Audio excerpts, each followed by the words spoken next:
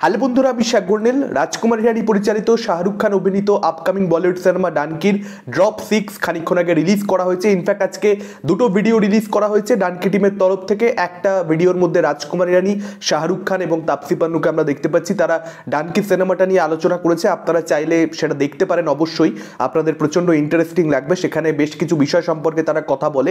ছবিটা তৈরি করবার কথা রাজকুমার হিরানি কোথা থেকে মাথায় এসেছে, মূলত সেটা নিয়ে আলোচনা করেছে তিনজনে। খুব ভালো একটা ফুল আলোচনা হয়েছে, দেখতে পারেন আপনারা।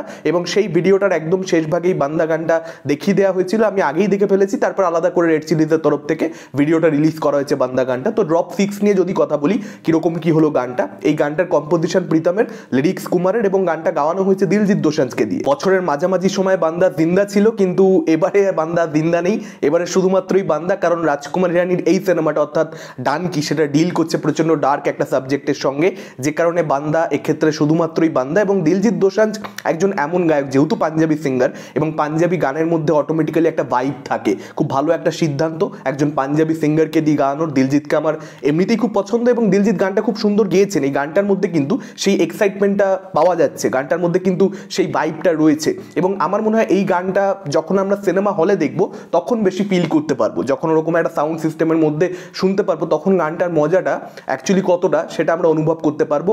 এখন সম্পূর্ণরূপে যে আমরা এই গানটার মজাটা পাচ্ছি তা নয়, তার কারণ কোথাও একটা গিয়ে যেহেতু দৃশ্যগুলো এমন দেখানো হচ্ছে, মানে র্যান্ডাম কিছু সিনস জুড়ে তো বেসিক্যালি ভিডিওটা বানানো হয়েছে। এই গানটাকে তো আমরা ওভাবে গান হিসেবে সিনেমার মধ্যে ইউজড হতে দেখবো না।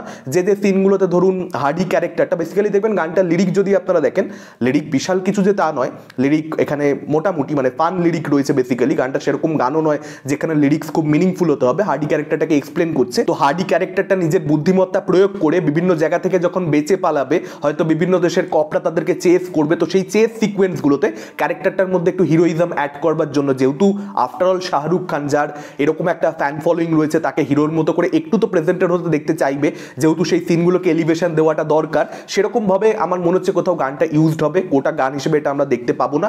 তো এই ভিডিওটার মধ্যে গানটার পুরো মজা পাওয়া যাচ্ছে না, কারণ র্যান্ডাম সিনস, মানে হঠাৎ হঠাৎ করে বিভিন্ন ধরনের দৃশ্য চলে আসছে, যেটা গানটার সঙ্গে বেসিক্যালি যাচ্ছে না। মেকার এটা করতে বাধ্য হয়েছে, কারণ যেখানে যেখানে সিনেমাতে গানটা ইউজড হবে, সেই সিনগুলো এখনই দেখিয়ে দেওয়া কখনোই পসিবল নয় মেকারদের তরফ থেকে, তাদেরকে সেটা লুকিয়ে রাখতে হবে। তো সেটা এই পার্টিকুলার ভিডিওর ক্ষেত্রে একটা প্রবলেম হয়েছে। মানে আমার মনে হয় ভিডিওটা না দেখে যদি চোখ বন্ধ করে শুধুমাত্র গানটা শোনা যায়, 3-4 বার শুনলে, একটু সময় দিলে, এই গানটা কিন্তু তখন বেটার লাগতে শুরু করবে। প্রথমবারই যে আমার প্রচন্ড ভালো কিছু মনে হয়েছিল গানটা তা নয়, কিন্তু 3-4 বার আমি শুনে দেখলাম গানটার মধ্যে কিন্তু সিরিয়াসলি একটা মজা রয়েছে। সিনেমা হলে যেটা বেশি খুলবে কনটেক্সট জানলে।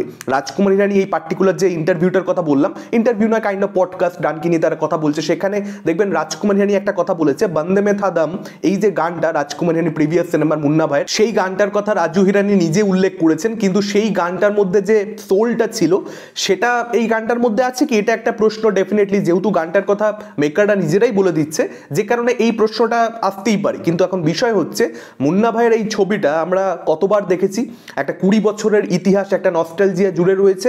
আমরা সিনেমাটা দেখেছি, কনটেক্সট জানি, যে কারণে ওই গানটার লিরিক্সটা আমরা অনেক বেশি ফিল করতে পারছি। সেই সেম জিনিসটা একটা ড্রপ 6 জাস্ট 1.5-2 মিনিটের ভিডিও, এটা দেখি আমরা বুঝতে পেরে যাবো না, ইমোশনটা আমাদের সঙ্গে জুড়বে না, কোথাওই কানেক্টটা হবে না। কারণ এটা আমরা জানি না, সিনেমাটা দেখিনি, কনটেক্সটটা আমরা জানি না। আমরা সিনেমা হলে গিয়ে বুঝতে পারবো যে এই গানটার মধ্যে আসলে কতটা মজা রয়েছে, লিরিক্সটার সঙ্গে আমরা রিলেট করতে পারছি কিনা হার্ডি ক্যারেক্টারটাকে, তখন আসলে বোঝা যাবে যে গানটা কতটা ভালো না ভালো। একদম লাস্টে যে সিনটা রাখা হয়েছে, শাহরুখকে আমরা একটা ডায়লগ দিতে শুনছি, সেই ডায়লগটা মানে রিয়েলি ইম্প্যাক্টফুল। কিন্তু শাহরুখের ডায়লগ ডেলিভারি, যদি আপনারা ট্রেলারটাও দেখেন, সেখানেও কোথাও একটা গিয়ে মনে হয়েছিল যে ডায়লগ ডেলিভারিটা শাহরুখের এরকম কেন, এবং এখানেও সেই প্রশ্নটা অডিয়েন্সের মাথার মধ্যে আসবে যে শাহরুখ এইভাবে কথা বলছে কেন, ক্যারেক্টারটা কেন এভাবে কথা বলে। বা সেটা আমরা এখনই বুঝতে পারছি না, সেটা ছবিটা দেখলে বোঝা যাবে। ডেফিনেটলি শাহরুখ খান রাজকুমার হিরানি একটা ক্যারেক্টারে কথা বলা এভাবে ঠিক করেছে, মানে সেটার পেছনে কিছু একটা ভাবনা চিন্তা রয়েছে। এবার লেট আস সি, আমরা আগে ছবিটা দেখি, তখন এটা নিয়ে আমরা আলোচনা করতে পারবো যে শাহরুখের এটা ঠিক অ্যাপ্রোচ ছিল না ভুল অ্যাপ্রোচ ছিল এই ক্যারেক্টারটা প্লে করবার। এটা ছিল আজকের ওভারঅল ভিডিও। আপনাদের কি মতামত, এই গানটা আপনাদের কিরকম কি লেগেছে, ডেফিনেটলি আপনারা সেটা আমাদের কমেন্ট করে জানাতে পারেন। ভিডিওটা ভালো লাগলে লাইক করতে পারেন, শেয়ার করতে পারেন। আমাদের চ্যানেল নতুন হলে চ্যানেলটাকে অবশ্যই সাবস্ক্রাইব করতে পারেন। আজকের মতন টাটা, চোখ রাখুন পরবর্তী ভিডিওতে।